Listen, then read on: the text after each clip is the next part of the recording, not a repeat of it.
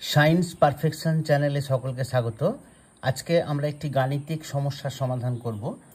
সমস্যাটি হলো, যদি 19টি আমের ক্রয় মূল্য 16টি আমের বিক্রয় মূল্যের সমান হয় তবে শতকরা লাভ কত? The cost price of 19 mangoes is equal to the selling price of 16 mangoes. What will be the gain percent? Solution, সমাধান। আমরা দেখলাম 19টি আমের ক্রয় মূল্য ইজ ইকুয়াল টু 16টি আমের বিক্রয় মূল্য। তাহলে ক্রয় মূল্য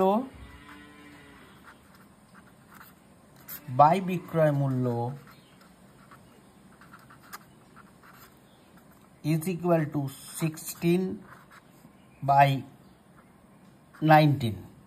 তাহলে লাভ হলো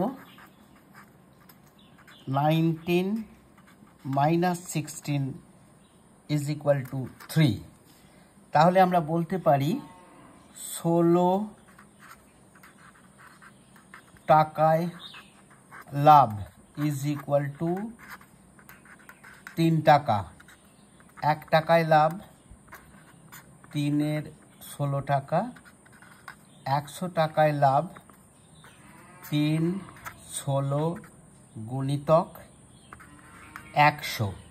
4 দিয়ে কাটলে 4 4 16, 4 25 100। তাহলে বলতে পারি 75/4 টাকা সমান 18 পূর্ণ 3 4 টাকা। অতএব লাভ সমান 18 পূর্ণ 3 4%। আজকে এই পর্যন্তই। আমার ক্লাসটা শোনার জন্য সকলকে ধন্যবাদ। ক্লাসটা ভালো লাগলে একটা লাইক দেবে, বন্ধুদের সঙ্গে শেয়ার করবে এবং চ্যানেলটিকে সাবস্ক্রাইব করবে। অবশেষে আবার সকলকে ধন্যবাদ জানাই। নমস্কার।